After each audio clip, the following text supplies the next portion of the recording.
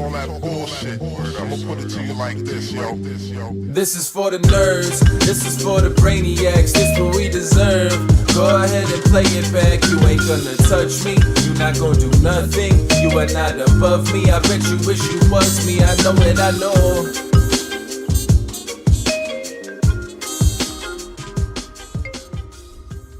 Shit. What's up, everybody? Welcome back to another episode of the Only Friends podcast. I thought I had unplugged my headphones, but luckily we saved it. You good? Yeah, we saved it. Unlike Penn State. Oh, they did not save their fucking season. No, and they save did their not. life. Oh, God. They didn't deserve it. Notre Dame didn't deserve it either.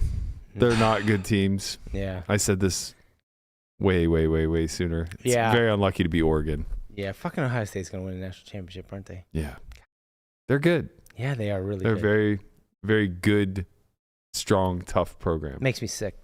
Yeah. Apparently, their quarterback transferred from Kansas. I only knew this Mm-hmm. because Who's quarterback? Ohio State's Oh, okay. Will Howard. Hmm. I only know this because Yeah. girlfriend is from Kansas. Gotcha. I thought you were talking about Notre Dame's quarterback because he transferred from Duke. Ooh, where did your quarterback come from? Pennsylvania. No, actually Ohio. Did he? Just outside of Cleveland. I see why you went to Penn State instead of Ohio State. Why? He didn't play very good. He couldn't get into Ohio State. To be fair, Wow, how'd that one go over your to head, be man? fair, Damn. Ohio State's quarterbacks aren't exactly NFL material. They're Outside. not NFL material, but they're really They crush good. it in college. Yeah, they're really good in Yeah. college. Cue the meme.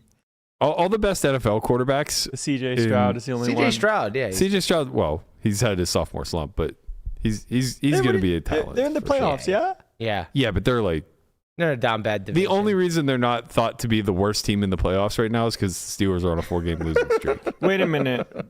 When was the last time an Ohio State quarterback made it to the playoffs in the NFL? So let's start there. Who knows? Who the hell knows? That's a question that nobody can answer. Exactly. So CJ Not Stroud, nobody, but us in this room could not answer the that last question. hope. Like Cardale Jones is gone. He didn't Terrell make the Pryor. playoffs.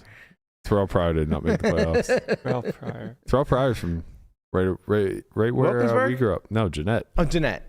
Yeah. That's what I'm saying. So CJ Stroud's the only last chance, you know? Yeah, their quarterback's not very Actually, good. don't get me started on last chance. Don't get me started. Well, Since you brought it up, yeah, that was a good one. I didn't mean to. we finally have some clarity on how the whole last chance dream seat, dream pass. It's clear that I'm not in it. It's clear. That's what's clear. Right.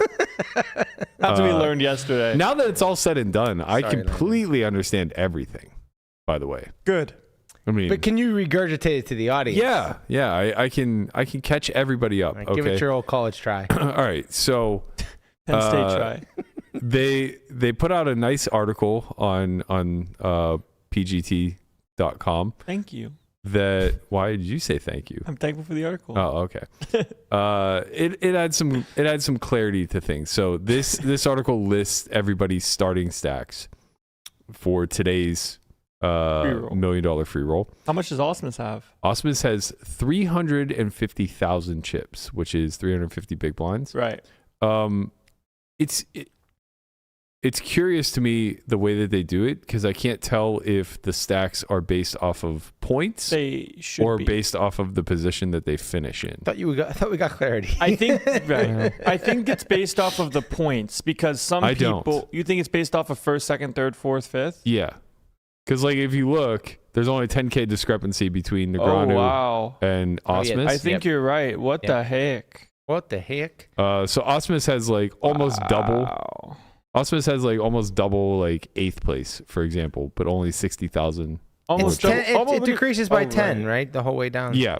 So it seems like it. That is Well, there's nuts. a 5K discrepancy. Then it goes 5. Wow. So the top 6 or so decrease by Right. 10, and then it decreases by 5. Point is almost certainly where you finish in the leaderboard and not Yeah, you're based right. off of how oh big my of a lead. gosh, Mamma Mia! Yeah, I mean, I thought it was like every certain amount of points with a certain amount of big blinds. Like Osmus had 2950, so it's like Yeah. 295. You know, and Daniel had 2K or something, so Yeah. we get 200. But I That's guess the way not. it should be. I think so too. Yeah. Because like now the difference between first and second is nothing.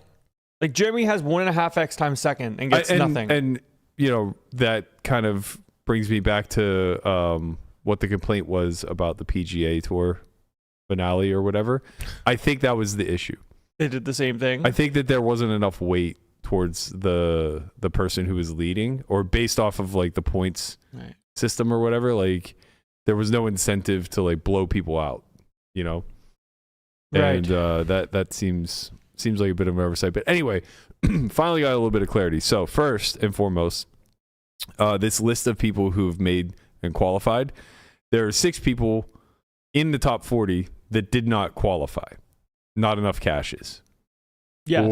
Or potentially just didn't show up. I'm not sure. But anyway, 6 of the top 40 were bumped out. That's why you see 41 through 46 being included, which allows Saliba, Wantman, Little, Haxton, Ido, Shutton, and that's it, to all inch their way in.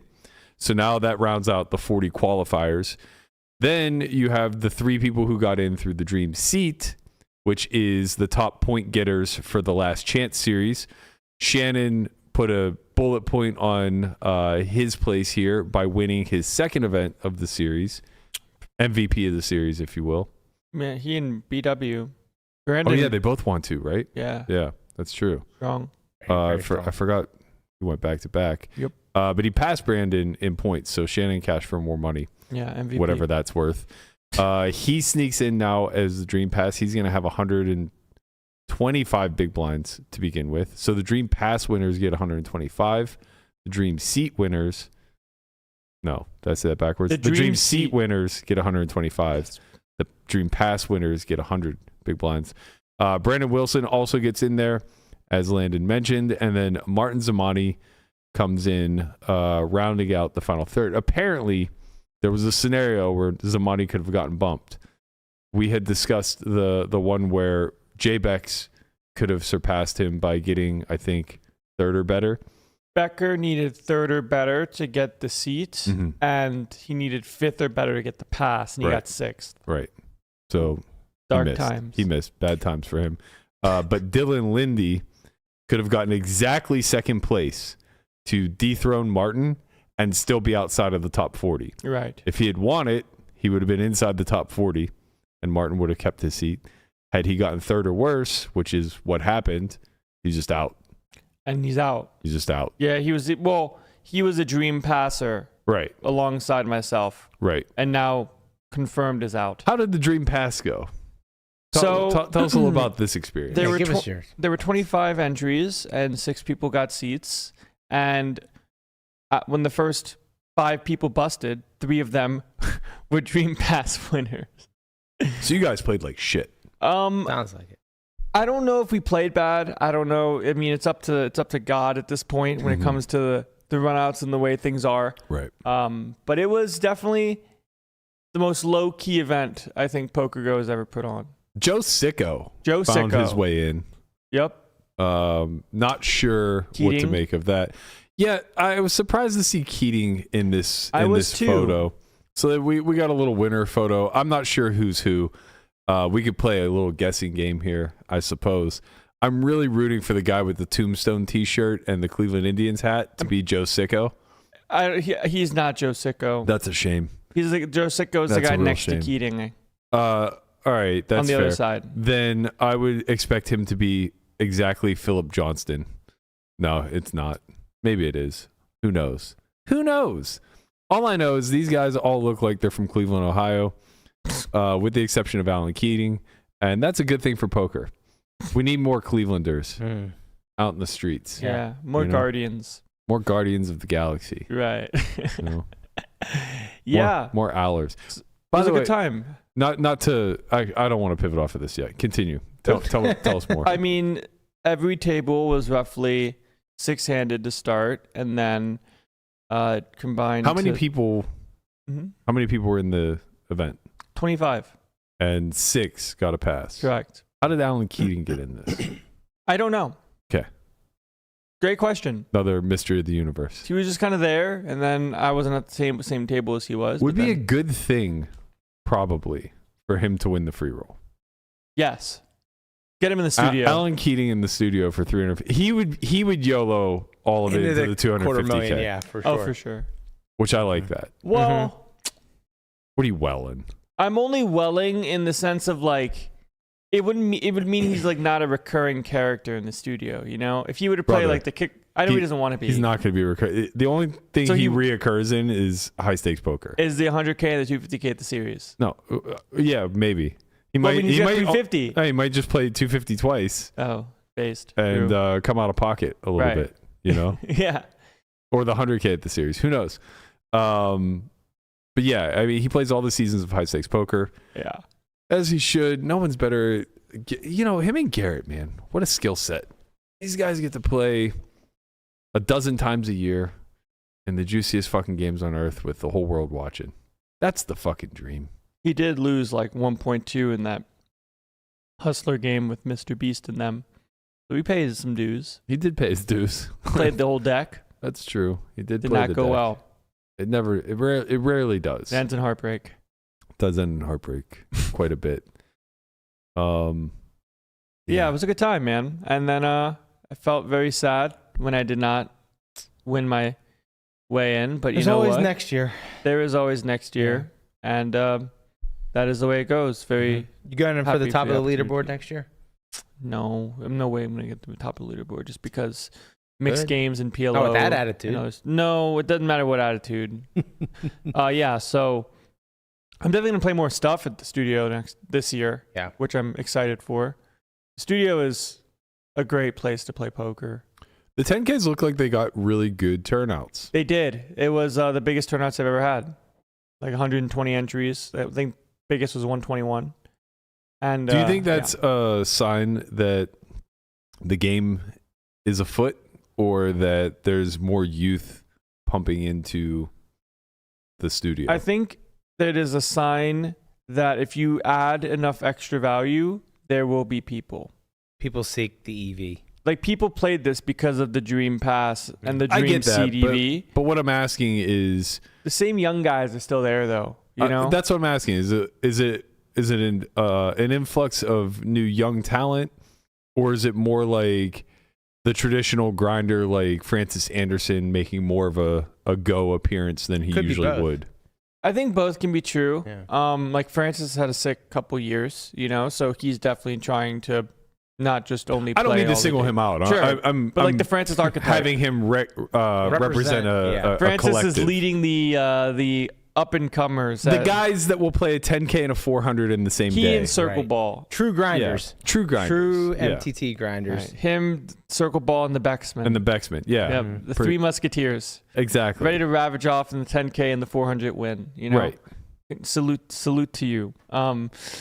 Yeah, I'm not sure. Just in the sense of it's kind of interesting. Like some guys that were like some staples or whatever, like weren't there. You know, like Bill Klein wasn't around at all, and then got filled by other people, I suppose. And people wanted the dream seat value, but it's not like there were that many like new people. I suppose. I don't know. I guess I don't know if you count like myself and like Seward. I mean, as- like, how much is Brandon Wilson playing Go events? I mean, he's played high stakes stuff for a long time. A long time. His first cash was 4 years ago. Yeah, so like a couple years. It's a long time to I a guess- 25-year-old. I hate these kids. No, I It mean, I really guess, is though. When you're 25. No, I mean, I that's guess a long time, like in high roller stuff, like he's always been there. You know, like he's playing stuff for the past couple years, so it's not a surprise to see him win Right. stuff. Where to But people that don't how know, much of it was at the Go studio as opposed to like Florida? Seems like he's done really well in Florida. maybe this is like the first. I don't think it's the first time he's played. He's made final tables of Go stuff before, Brandon Wilson. So it's just a matter of,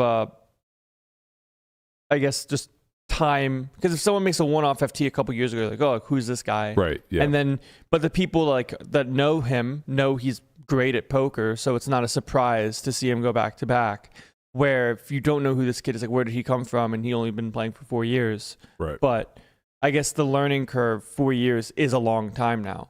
Like I've been playing tournaments for 4 years Mm-hmm. in the same way. You know, it's like before it was like we talk about in the car, like studying wasn't really real. You just tried things. Where now it's like you can get really good in a year if you just like have a good community and just caveman slave your way behind a computer. Yeah. And learn how to check raise on like Jack 6-4. It's interesting, man. It's interesting. There's to me, there's like such a lore behind MTTs now as opposed to like when we were coming up. Nothing has changed. MTTs have always been the main marketing tool that poker has. It's very glorious, you know, to get people interested. You can win hundreds of thousands of dollars in a tournament, and you think to yourself, "Oh, that might be me." And then when you get into it, you realize you're in for a lot more before you get that score. Well, that's kind of what's interesting to me is that there's so much more information available now, and it seems like there are like some pretty clear calculations that take place whenever you're making the early decision between tournaments and cash. And it's like some of it seems like it could be ego based, you know, kind of wanting the spotlight, wanting the chase, wanting the glory, and all that other stuff.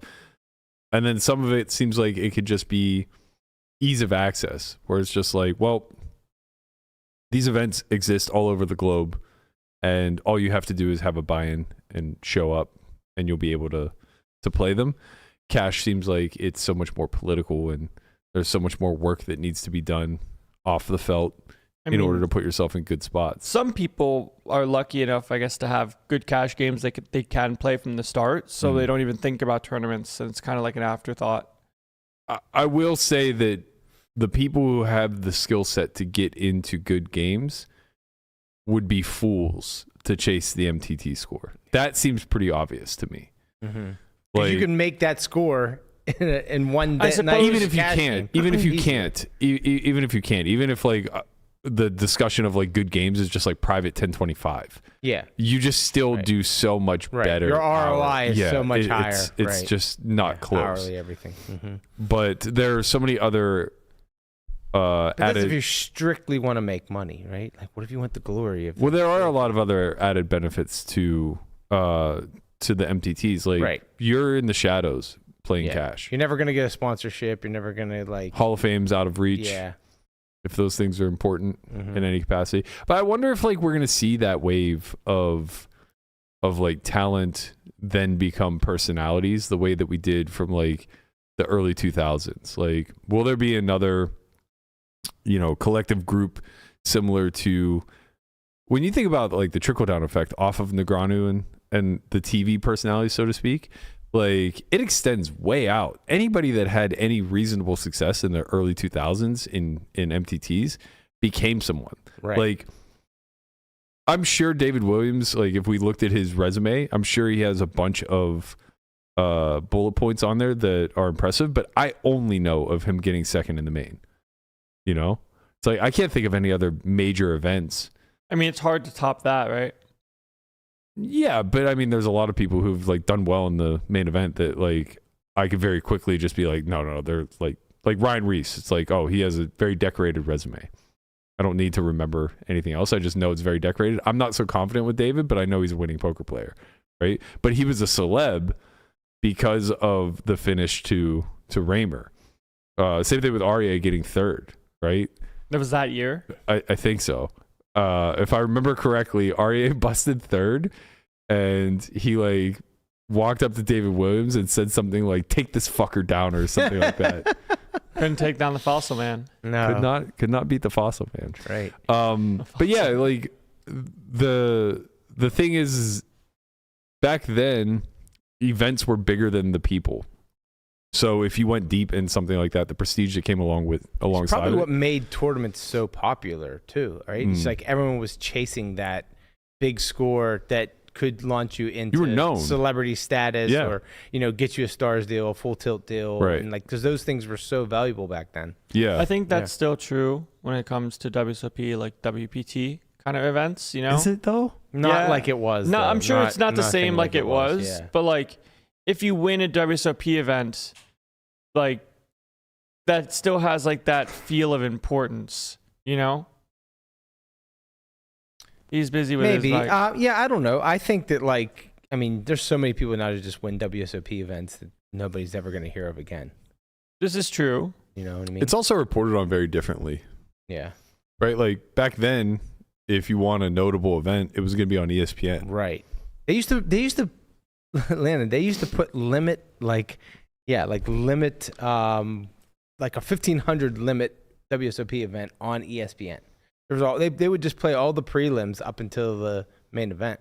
And yeah, it's true. Like if Yeah. I think about the past 5 years of who won the main, I don't even know. I could name off all of them.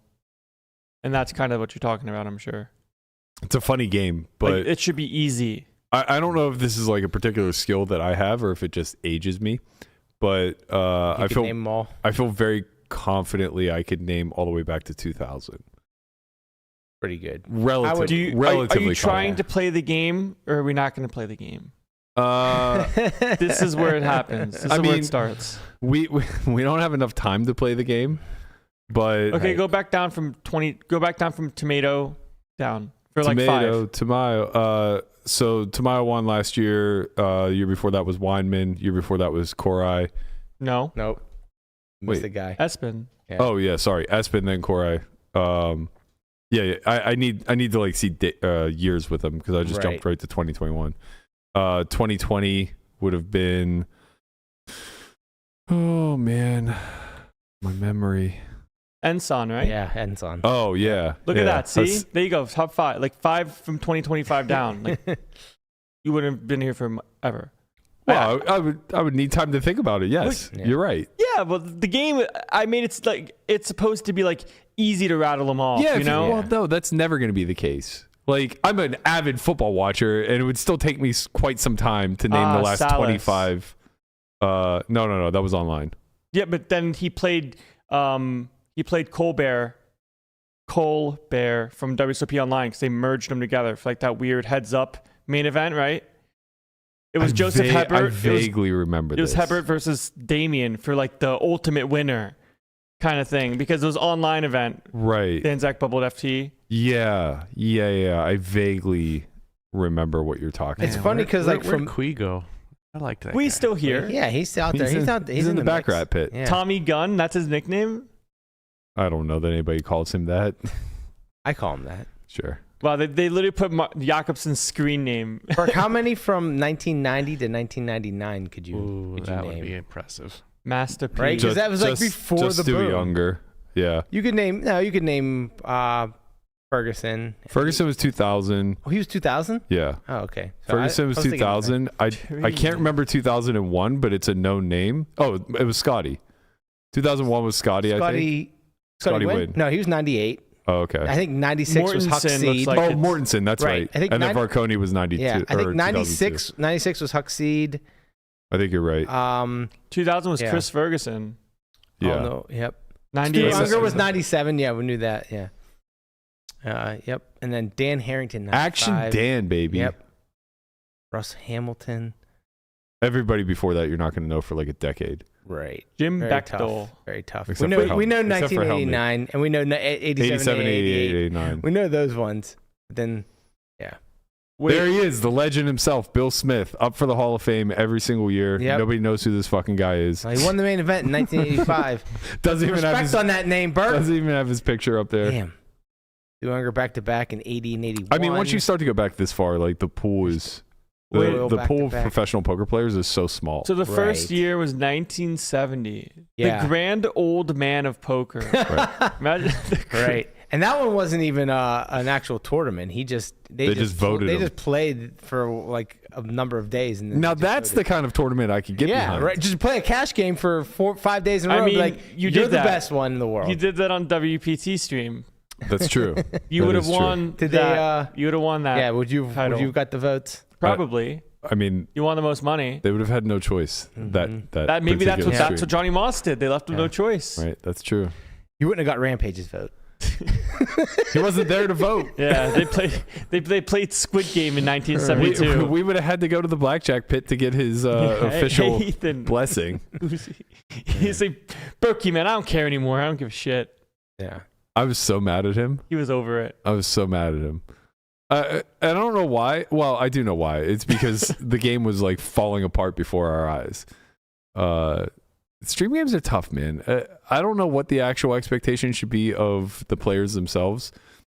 I mean, that was a whole mess with the people leaving after day one.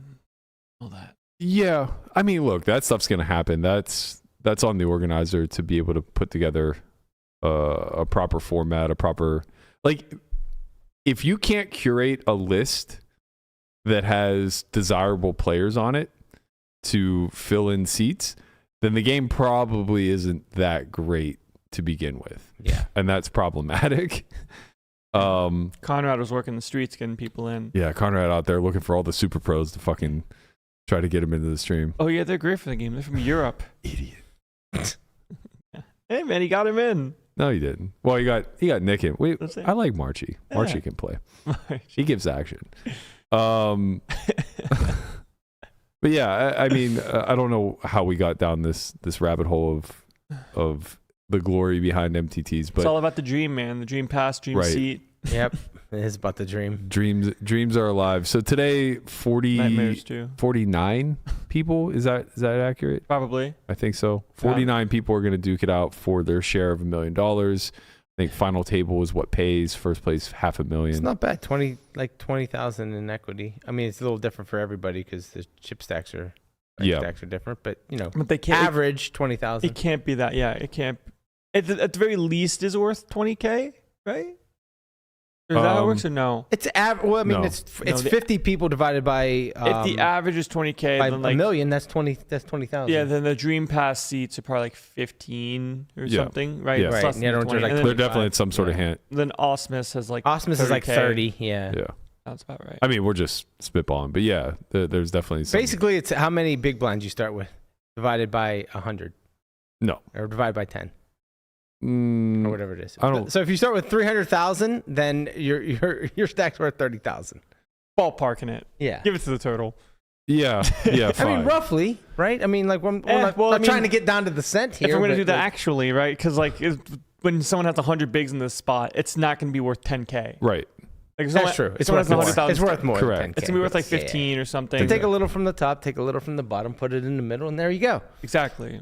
And So that's what we call turtle math. that's what you call 15K for a Dream Pass. You heard it here first, yeah. kids. That's the tortoise tutorial. The two tutorial. Okay. Enough. We're off the rails. Enough of this. Let's talk sports ball. The tutorial. Yeah, the Steelers going to win the Super Bowl or not? We'll see. Where'd you get this jacket? We'll see. Well, don't you worry about it. I got it. You got that shit on. while You we- got that shit on. While we move into to sports ball talk, there was I've seen this, or I've heard this story many times, but this video resurfaced as I guess Pat McAfee recently done a podcast episode with the guys on All the Smoke, and they clipped it out and it resurfaced yesterday. Found it on my feed. I think this story is just like so compelling, and the fact that it's a guy from like basically our hometown, Right. who's now one of the biggest media stars in all of sports, is probably worth talking, especially given the poker crossover. So let's go ahead and play this one. World Series of Poker was huge. Mm-hmm. It was on ESPN. We all watched it. There was a dude named Chris Moneymaker who was just this basic ass white who I think like blue collar from middle America, where he became a millionaire overnight. So pretty much every community that was like mine, from what I've learned from growing up, we all started playing poker because we thought that was going to be a way for us to make money and get rich. I became a good poker player. I'd be playing in my friends' houses. Obviously, it's like 25 cent, 50 cent blinds, very small antes and everything like that. We all thought we were going to be the next World Series of Poker champions. But it was a good way for us to make money to spend for lunch, extras, things like that. I got a call like a month before signing day that there was a kicking camp happening down in Miami, Florida by a guy named Mike McCabe, 101 Kicking. I was in physics class when the call happened. The guy's number I still remember to this day because I was so pumped to receive the call. He called me and basically said he's putting on a kicking contest in Florida for all guys that got scholarships. At that point, I was offered a scholarship to Kent State to be a field goal kicker because he wanted guys to come compete against his guys that he coached down in Florida. It was gonna be a college showcase. It was happening like the next weekend or something like that. I was pumped to get invited. I felt like it was a big deal. He sends over the information. It was going to end up costing like $1,500.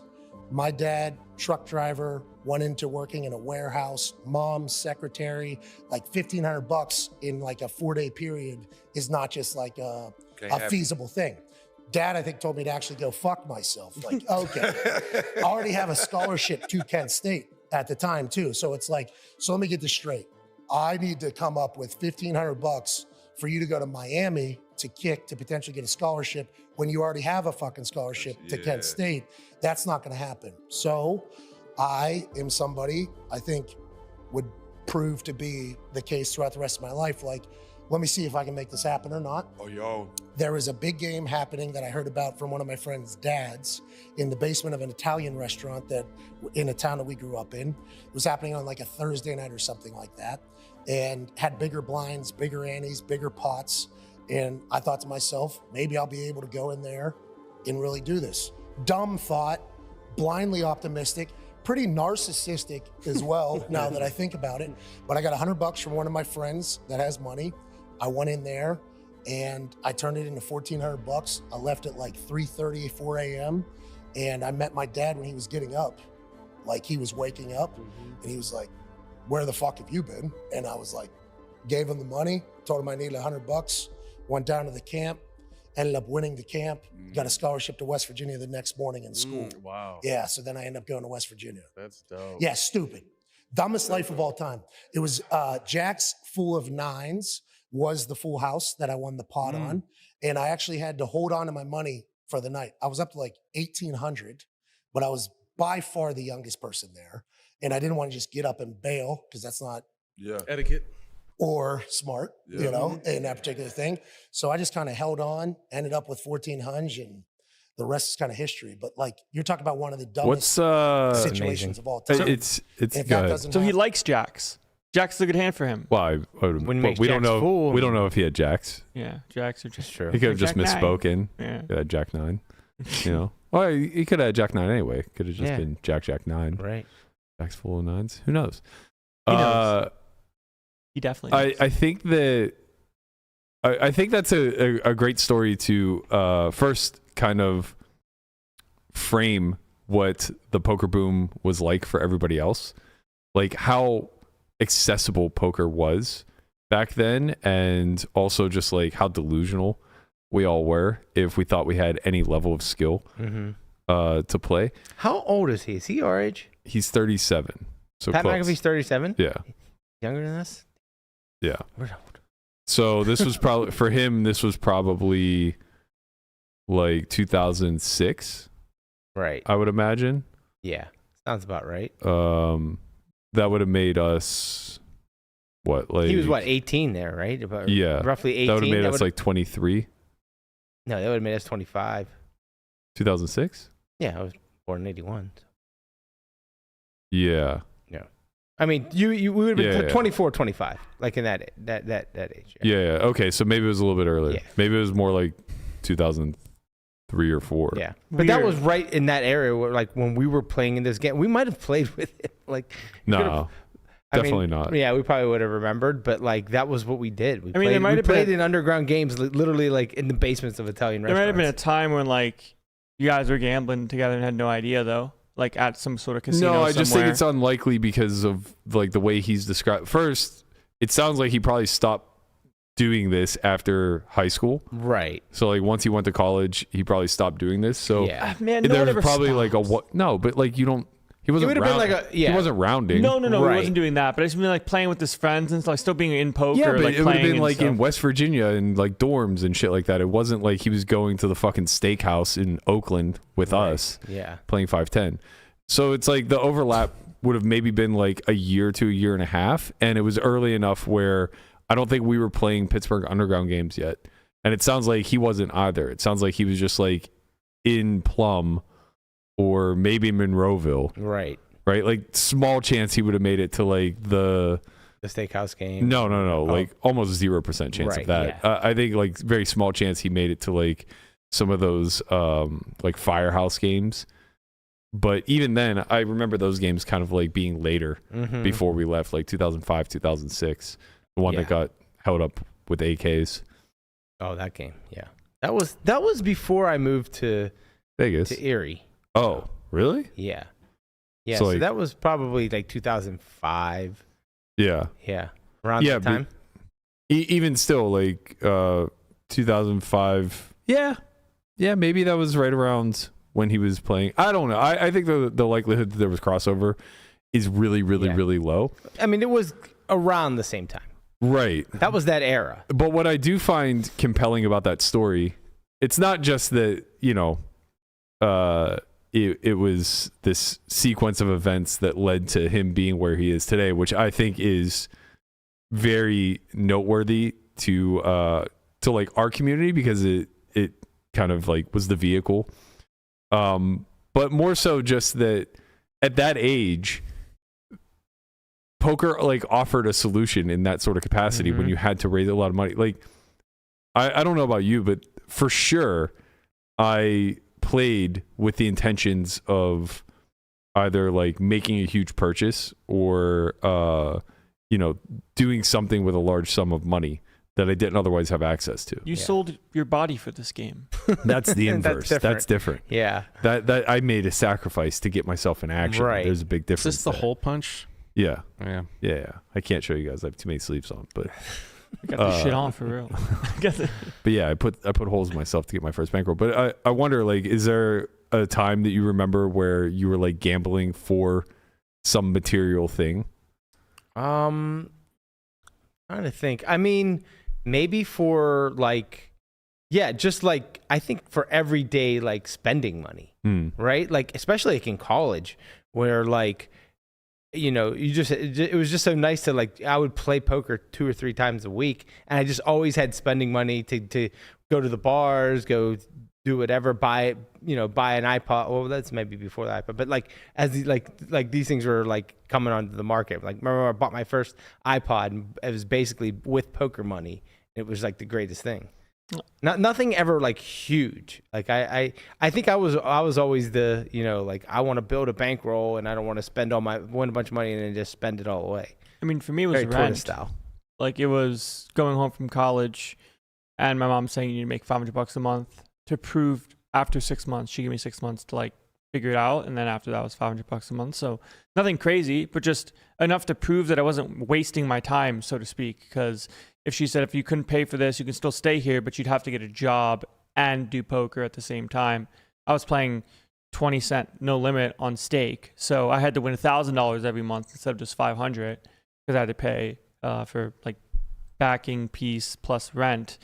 But there was like a pair of shoes that I really wanted that I never actually bought, but they more so symbolize, like, if I could buy these shoes, like, I made it. They were like Nike chrome posits, so they were just like foams, but they were like chrome on the side. I never bought the shoe, but I just liked them enough. I was like, oh, like when I make enough money to buy these shoes, like I should buy them. And then I kind of grew past that, like needing to buy the said shoe to prove it to myself. And then I bought a car I never used, so there's that. There is that. So I remember one time I was playing, like, I think it was like I was still in college, pretty sure I was still in college, and we were on like winter break. And I would, on winter break, I would go work at this like shitty factory. And you'd get like $7 an hour. And Pulling heat. Pulling heat, right? At Key Belleville's. It was like awful, like just grunt work and grunt tortoise. Right. And I remember I went and played the Polish Hill game, and I played all night long. I was supposed to work at 7 a.m. or 8 a.m., whatever time we started, and I played like literally all night long, and I got home at like 7 in the morning, and like I just called off work. And my dad was so pissed because he's just like, what are you doing calling off work? You're out there gambling all night long. I'm like, Dad, I want $250.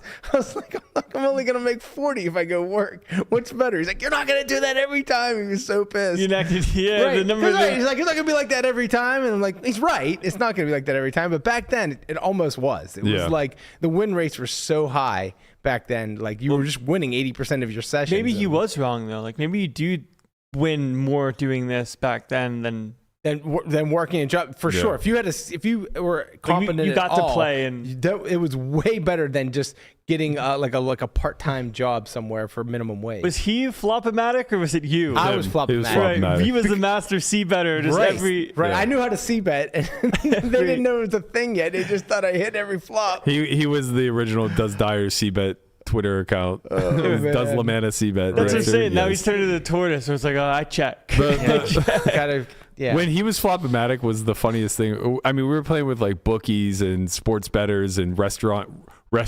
owners, right. and just a bunch of seedy characters that I loved it. Had free Those are money. my people. Of course, and it was Dino that called him flop-o-matic. Yep. Because this guy was just a nit and was like playing bingo, trying to hit flops and would always miss, and Lamana would c-bet and win. But there was this guy Joe Buckala who was just this like big burly Italian dude, About 300 that pounds. for sure Yeah. killed someone somewhere along the lines. Whoa, man. In game. Allegedly. In game.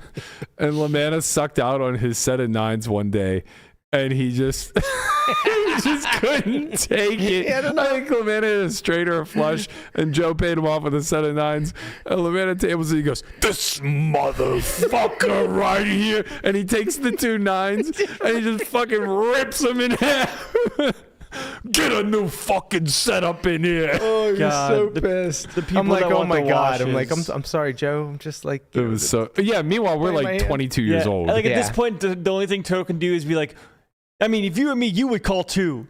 Like you have to relate to the Honestly, guy. Like I got I- a straight draw, I got a flush draw. In hindsight, like I feel like they probably had so much respect for us. Like we were 21, 22, 23 years old, just as brash as brash could be. Right. They've been gambling their entire fucking Right. lives.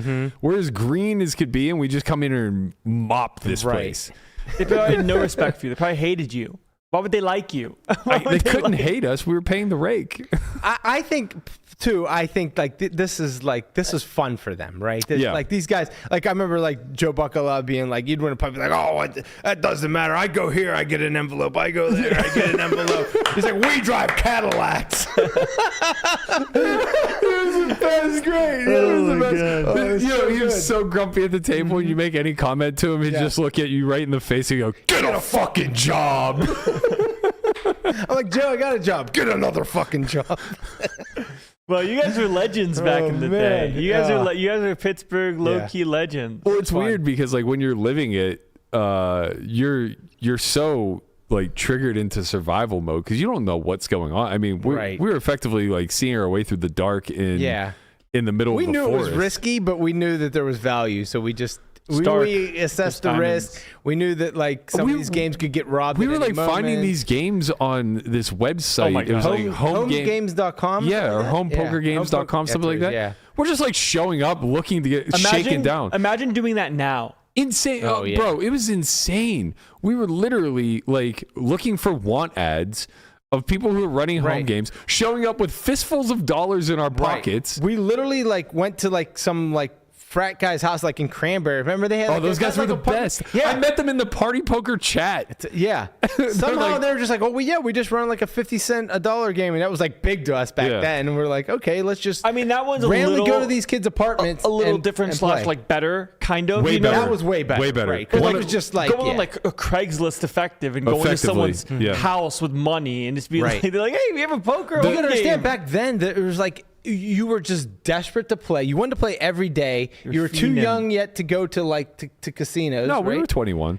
not when we went to those games. We were still in college. Like we were Yeah, still. we were 21.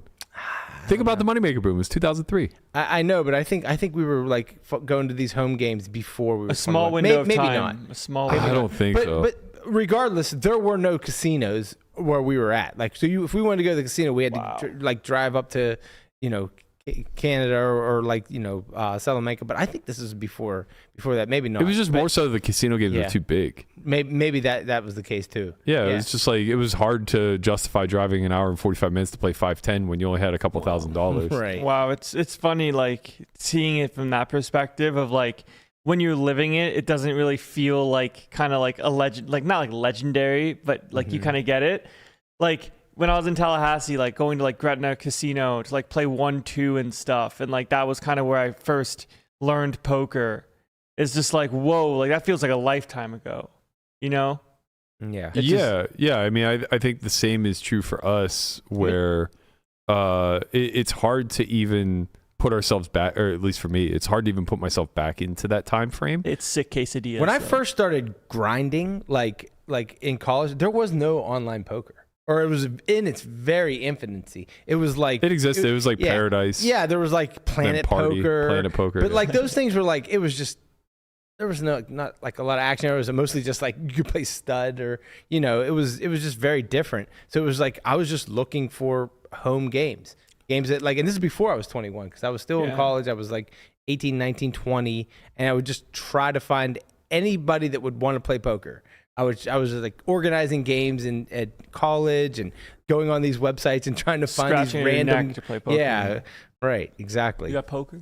But Did someone Who say made it? poker? You have the turtle shirt. The turtle. But like, it's crazy when we think about it, because like, the Cranberry game, it's like, okay, we were all college kids, whatever. Didn't we were just matter, right. we were just watching the World Series every Exactly. Tuesday and playing quarter 50. But like the Steakhouse game, these guys were all in their 30s, 40s, 50s, some even older than that. Mm-hmm.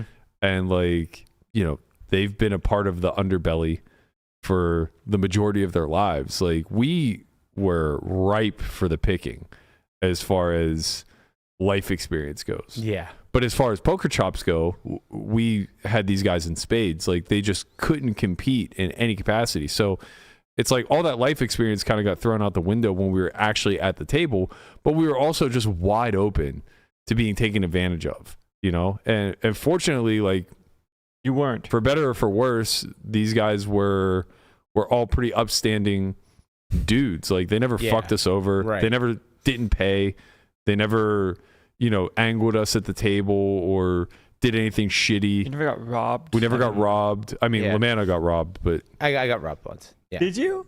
Well, yeah, they broke I somehow in. faded it. Yeah. What I didn't know about this rob story. What's the rob? No, you had to have. We were just playing like in an underground game.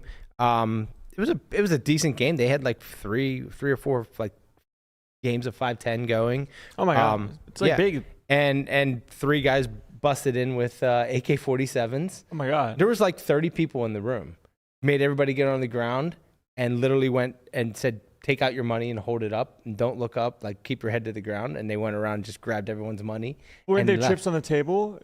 Well, the chips don't matter. the It's chips- not yeah. a casino. But that's what I'm saying. Is like, so like, Yeah. if you had no money on you, what were you gonna like? Let's pretend you didn't. But most people had money on them, right? Right. And then I think they went back into like the back room wherever there was like the safe. They made to like open the safe and it was like 30,000 in there or something. I don't know what it was. That's But it was that's a lot. kind of shocking. Yeah. It only happened Yeah. once. It was like No, it happened- This happened. No, I mean to Brian, like to me, you right? guys. Yeah, that Well, was we, like we faded the Right. games that were the highest risk. Mhm.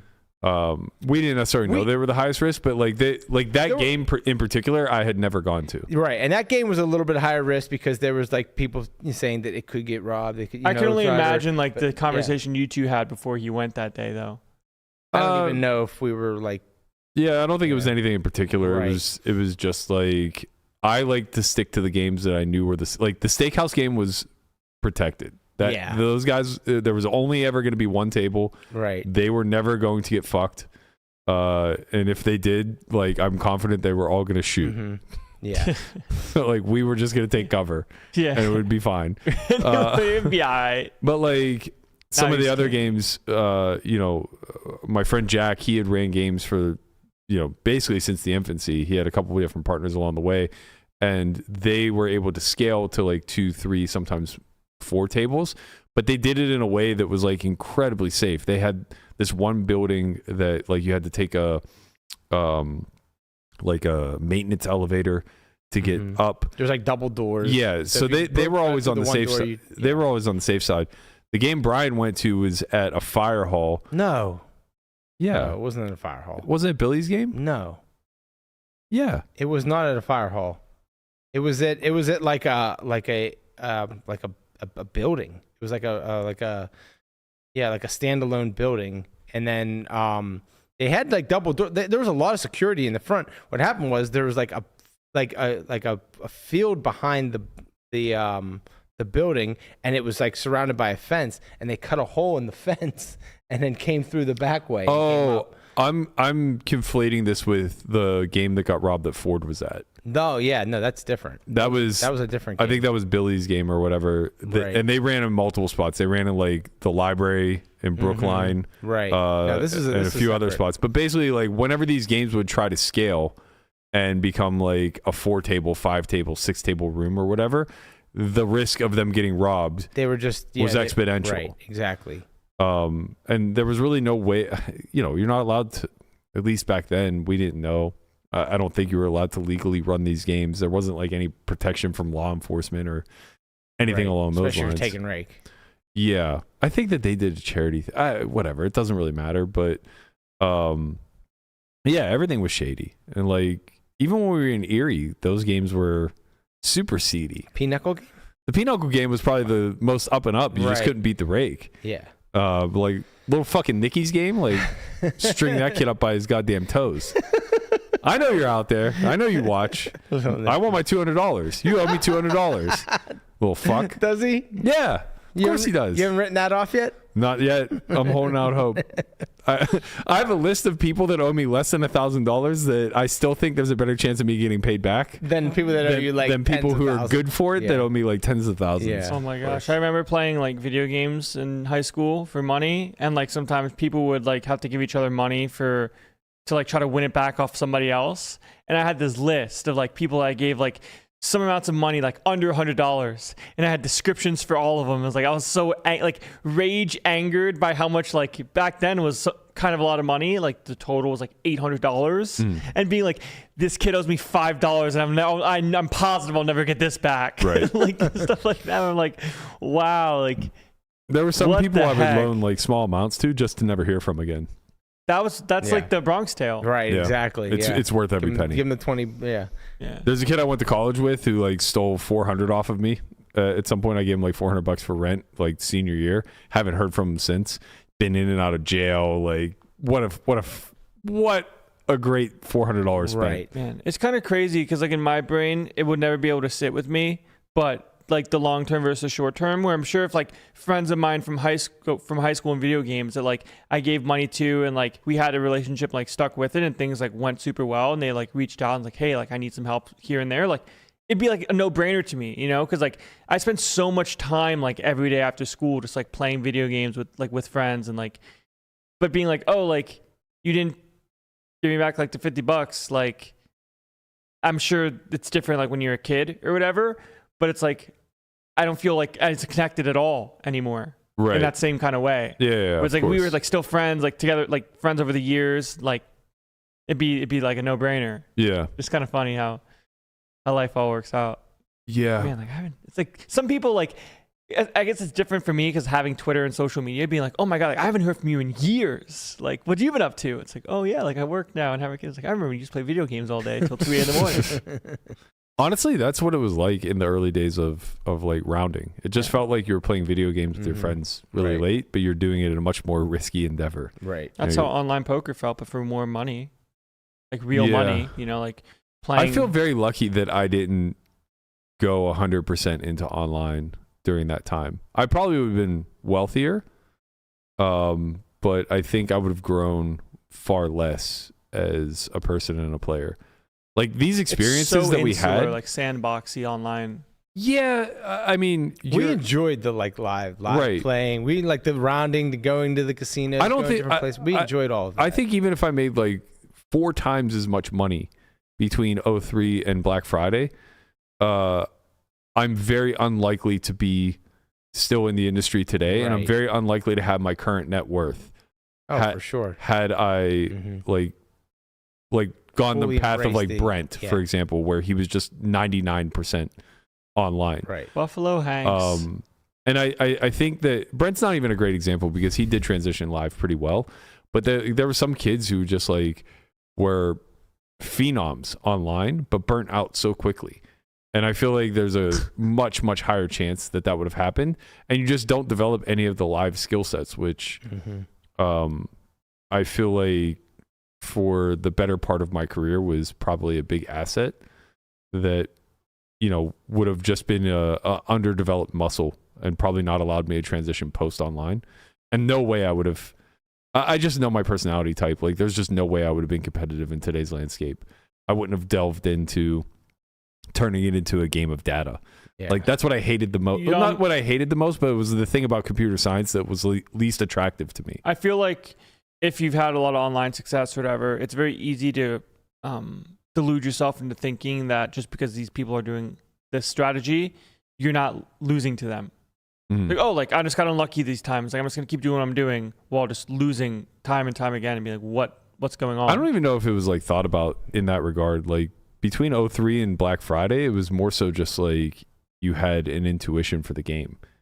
You know, you had some sort of like better understanding of the mechanics of what's going on than the people around you, and that was allowing you to win.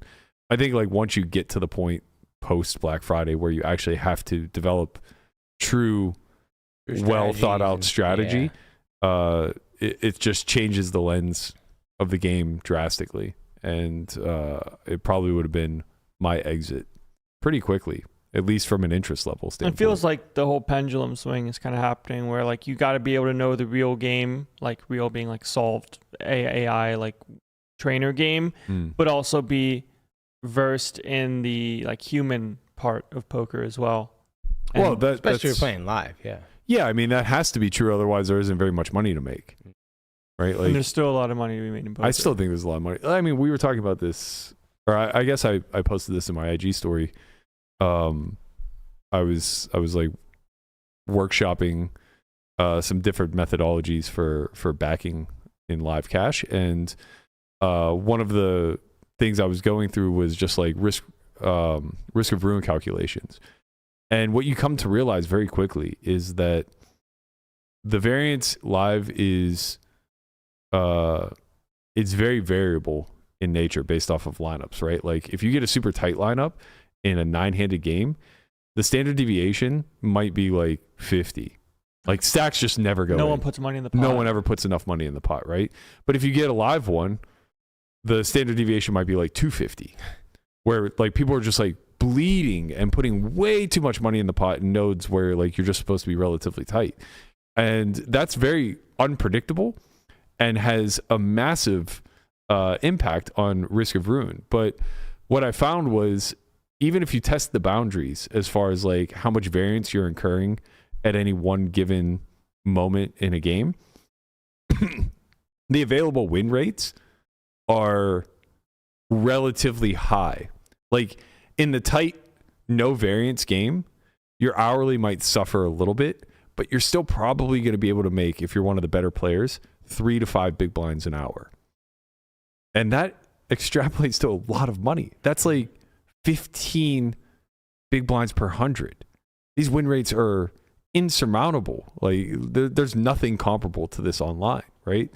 And if you get into a high variance game, well, assuming that like you're able to play relatively deep, same thing. Like your win rates are either going to maintain or potentially grow. In which case, now in both instances, the amount of money that you need, and this was like a big eye opener for me because I think about like how much bankroll management is emphasized and how conservative people have drifted over the years. If you're good, if you're in the top 20% of any player pool that you're playing in as far as like live cash goes, when you run these risk of ruin calcs, even if you continually decrease your win rate, you'd be shocked how little money you need to have a 95% a 5% risk of ruin. Right. Like I was ironing out where it was like 4 big blinds per hour, which equated to like 12 big blinds per 100, and a moderate variance or moderate standard deviation of like 150 to 200 big blinds per 100 in cash. You only needed 40 buy-ins to have basically no risk of ruin. Hear that, Guap? Got it. Like I'm taking notes. And that's like taking a relatively high variance arena with a moderate win rate, right? Like there are certainly people that are going to be winning 5+ big blinds per hour. There are certainly games where the variance is going to be significantly lower, where you could still maintain 3 to 5 big blinds per hour type of stuff. And all of that's just going to decrease the amount of money necessary. I realized this whenever we were doing calcs for the airball match. And I was like, man, my win rate might be like really low here. So I was looking at calculations where I was winning like 2 big blinds per hour. Giving myself like 5 big blinds per 100.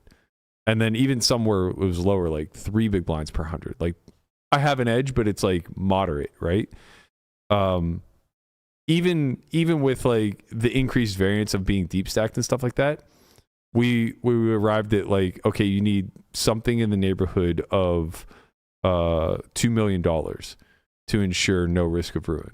So it's like 20 buy-ins for heads up. That's absolutely unheard of. Right. And to be fair, like with how deep we were sitting, stacks just don't really go in. Turns out not, your edge not was a lot higher than you thought it was. Yeah, which made it where I probably could have taken all the risks. Right. I probably could have had like 6 buy-ins and not gone broke very often. Wow. But, might have sun run. Right. The issue here is when we're saying buy-ins, we're talking about 250 big blinds. Right, yeah. Not 100 big blinds. Right. Still, like, I guess it just depends, like, stacks still got in relatively reasonably. I wouldn't have felt comfortable with 6 buy-ins. You guys got stacks in, like, here a good amount of the time, You didn't play that many hands. Like, you still played some big pots, like you made a straight against him, you scammed him. We played big pots. We didn't play that many all-in pots. You played like 5. Well, sure. But like you didn't play that many hands overall, I guess. No, but 50 hours only being all in 5 times, that's pretty low. And it's unlikely. I just mean like if you lost them all, you could very easy could have gone against you. It's easier to conflate the win rate after like you just like torched the guy. Like you're probably winning a lot, but like I was not winning. That was not my observed win rate. Was not my true win rate. No, everybody understands that. Right, but it was probably more than what you calculated before the match. For sure, not even close. And additionally, like you have to remember that one of those all-in pots would have never been played had I had the same information that day. So like that's a $500K pot that just like would have never played out that way, right. Which is also going to have an impact at the end of the day. Anyway, it worked out well. It did work out well. Do it again. It did work out well. Enough of that stuff. Let's wrap this up with a little Weekend Warrior. Whee! It's time. Look at this. Look at the boys. Ooh, the no boys. gamble, no future boys. Say they gamble, they got a future. Hanks has been playing the long con. Man, he was all in. He was down to one tantalizing teaser away from just being gone. It inspires you, doesn't it, Tortoise? Yeah, it does. Look at the Tortoise. I'm in last place, but I won. What has Conrad done? Oh, man. Oh my Conrad. God. I know. Look at that. Conrad had $5,000. I feel like I just have to wait out Conrad. This is like such a great exercise in what a degenerate Conrad is. It's a microcosm of life. It truly is. The Weekend Warriors He runs it up. He book. runs it right down. Like, honestly, I mean this as sincerely as possible without like trying to call him out. But like the fact that in this particular game, he does exactly what he does in life and still doesn't understand Gambler's Ruin. Right. Like that if you just keep risking it all, you will go broke. It's such a chef's kiss to, okay, this is not worth any real money. Can you please not hit 0? And now here we are, week 20. He's all in. Is he all in this week? I don't know. No, I doubt it. No, I don't know. What does he His got? bet is $50. Would you like to look at it? Yeah, Here, throw his up. I'll let Matt MC this. What? It feels like very like manic depressive, Like No, he just has a gambling problem. No, what I mean is like some weeks you're betting thousands, and then you go back to your roots of $50. Right, because now all of a sudden he wants to be conservative. Did he put a bet in? Yeah, this is a $50 wager. 50 to win 1593. Right, so he's out here. Broncos money line against the Bills. He's grinding the 30x. You can 30x. It's up to you. So he went with the Pacers. I guess that was yesterday, so there was probably already an outcome, or did he put this up today? He just put this in today. So. Okay, so this will be today. So he has the Pacers -8, Chargers -3. I like the Chargers -3. Bronco, this thing's dead. Broncos money line? It's dead. Look, how are the Broncos only 350 on the money line, by the way? They have to be fucking 900. Beauregard next. It's -500 if you go the other way. Okay. So the middle is probably like 425. They fleece you on these numbers. I hope he wins. I hope he wins this parlay. I don't. I hope the Broncos win. I don't. Why? You don't go because of my. He wants you're fine. Conrad to go to 0. The Broncos could win and you can still lose the parlay. Jesus. Yeah, but I would lose mine. Oh, because you have I get the Bills money line. Okay. That's Wow, We we can have throw mine up while we're talking about a classic matchup, the Right. tortoise versus the hare. Yeah, so I have the Eagles money line. I think that's minus 265. Go Birds. Bills money line minus 500. And I have to bet with my heart a little bit, but God damn it, I need those points. So I took the Steelers plus 10. Man. Oh man, I couldn't take the money line with the Steelers. I'm sorry, they've been down bad. It's minus 10. But it's minus. You may 10. as well have taken the money line. They're either going to win outright No, or get smashed. that's not true. That's just not true. This It's is- it's going to be a close game. It's You sound they're not like gonna get Conrad with smashed. his reverse teaser. They might win outright, but I think it's going to be a close game. I think if it's a close game, they win outright. I think if Remember- it's not a close game, they get Why? absolutely mollywopped. You remember when they've lost a lot of Conrad close bet games. on the Commanders to beat the Ravens, and instead of it was the Commanders plus infinite, but instead he took them like to win by 10 and have like all of these points. We could probably make a highlight reel of Conrad's best bets throughout this season. Like that would be the real content to take away from all of this. Yeah. I'm just trying to outlast both of these two goons. Sure. What do you got? I have the Ravens money line, so we can both win, Turtle. Ravens money line. So you're betting like 50 to win $2. I'm doing the Guapo strategy, win $10. This is the Guapo, but Guapo's changed his strategy. I saw his pick. Yeah, because he has more than $1,000. You're flirting with being 0, buddy. No, I'm not. The point is, I'm not going to go to 0. They will go to 0 before me. No, or I just pass it. Yeah, or that's my Or just point. pass He's you. just going to pass Right. you. You only have Right. Look, you only have 4 weeks. You know that. yeah. Okay. He might pass me, but I would bet that either he or Conrad do not pass me before I get to go crazy mode and make the 100xer of the century. All I know is the problem is you going crazy mode is going to have Crazy no mode. The last week money is, the behind last it. week is going to be crazy. Well, It's yes, going to be obviously, unreal. and that's the way it Yeah. should be played. It's going to be sicko mode. Hanks and I have both already lost our bets for this week. We both had Penn State. Hanks with a 6K. Unlucky. So I had Penn State and You're Steelers cooked. money line. That was going to be a fucking doozy. You guys are lucky I missed that one. We're so lucky. Very lucky. We have to do something for the last week. We're gonna have to do something like along the lines of send it to somebody that's like we have to all send it to Jesse or right, something. Yeah, of course. Well, Right. what you do is, we'll have to figure something out because people are obviously going to place their. It's like Jeopardy, right? The final Right. question, Yeah. right? You can't see if you see someone else's bet before yours, then you have an advantage. So Yeah. But go ahead, Yeah, Berk. it's fine. Well, we could just Did you want to go over? Let's see, Mr. Platt's. Platt and Hunt are the final two. All right, this is Mr. Platt.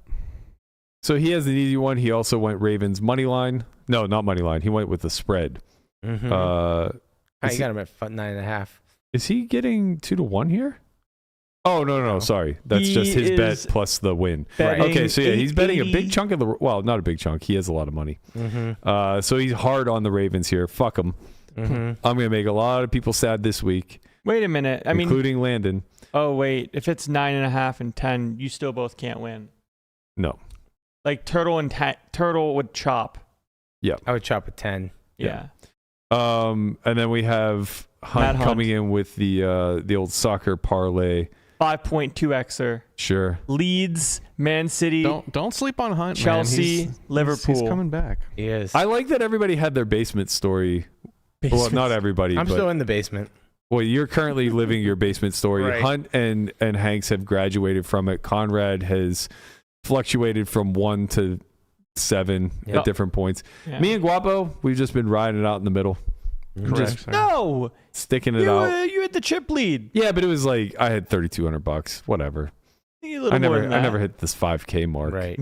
My high water mark was. You never 5x'd it. I won one big parlay, man. That's all you got to do sometimes. Yeah, if you That's didn't what win Conrad's that, gonna do. did not win that, I don't know where you'd be. Did you see? Did you see the Aller news yesterday? I don't know how accurate it was, but I saw a bunch of reels popping up on my timeline saying that he was on a boat all day, like on some yacht, just fucking off.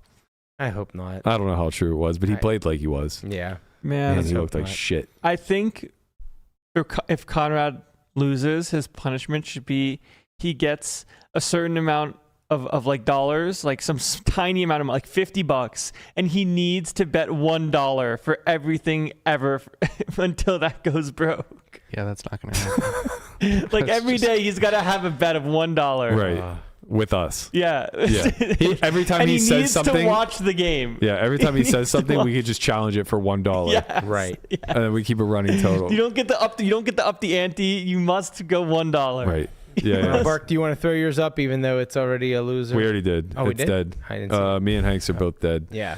GG. That's gonna do it for us today. I gotta get out of here. I got some money to go make. Let's Ling go. Ling's waiting for me. Let's go. You had a day yesterday. I did have a day yesterday. It started with heartbreak. Well, I ran a big bluff in a bomb pot that did not work. Unfortunate. It got me stuck 50K, but then I won a 300K pot. Oh. Where Made a whole straight. I made a whole straight. I may have, kind of defied the theory a little bit. I 3-bet called with 8-6 suited, cut off 8-6, versus 8-7. big What's the blind. difference? Yeah, that's what I'm saying. Loose action. Right. 8-7 gets me fucking nothing. What's one but a gap bluff or catcher with one gap pair. between friends? 8-6 got me the whole straight. Also, if anyone cares. Oh, yeah, Victoria Guapo. Dudikova. Plus 700. Wow. Plus 700. What do you There know? he is. Guapo, what do you know? So both of these young ladies are coming from smaller promotions, and UFC is not real great at setting lines when people are coming from different promos, or at least in my opinion. Their records are sort of padded, I guess, because they're going against opponents that just aren't that great. So when two of these fighters fight each other, to put somebody at plus 700 seems like a mistake. Both girls are good on stand-up. Both girls are good grapplers. I don't want to say it's a complete wash, but plus 700 seems flawed. Why only 50? Because I'm not super confident about it, and I want to have a nice roll for the last week. Mm, There we go. okay. All right, that's going to do it for us. I hope you guys enjoyed all of our coverage of the PGT this you wanted week. him to be all in on it better than a flip for Landon 700. his studio debut, sort of, kind of, not really. Sophomore season. Sophomore season finally got off the schneid. I'm going to head down to the Bellagio and play, and I'm going to take tomorrow off to appropriately sweat the Steelers to victory in Baltimore. It's going to be, you guys are going to hate me on Monday. Stop it. I'm going to be insufferable. You're not gambling tomorrow? We'll see. I will be, I'll be here decked out in TJ Watt gear, I can assure you. So we'll see you guys all next week. Peace. Oh, yeah, Peace. brother.